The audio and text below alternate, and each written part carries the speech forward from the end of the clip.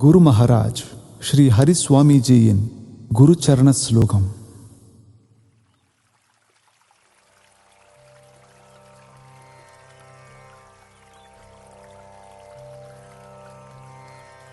ओम श्री कृष्णभ्यो नमः।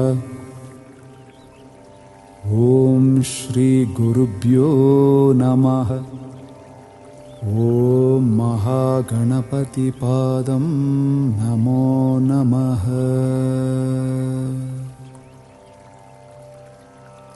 ओम वैकुंठनंदं वैकुंठविष्णु महालक्ष्मी अनुग्रहानंदं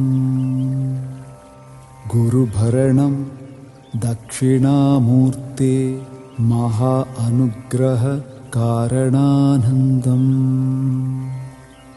सर्वकेशवो वैकुंठनंद पवित्रो पद्मकमल ब्रह्म सरस्वती विष्णु लक्ष्मी शिवो पार्वती गुरुग्रह पूजानां लक्ष्मी विष्णु गुरु अनंत पूजानां शक्ति शिवों पारायण गुरुग्रह अनंतानंदं नवकालिके स्वरूपनां राधे कृष्ण यशोधरे कृष्ण देवकी कृष्ण भगवद्गीता सप्त ओंकार गुरु परमूर्ता सर्व अनुग्रह कृष्णपाद नमोस्तुते। सर्वं श्री कृष्णभ्यो नमः। सर्वं श्री कृष्णार्पणम्।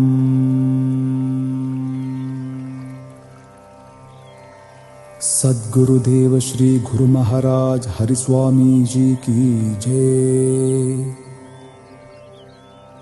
सद्गुरुदेव श्री गुरु महाराज हरिस्वामी जी की जय। सद्गुरुदेव श्री गुरु महाराज हरिस्वामी जी की जय।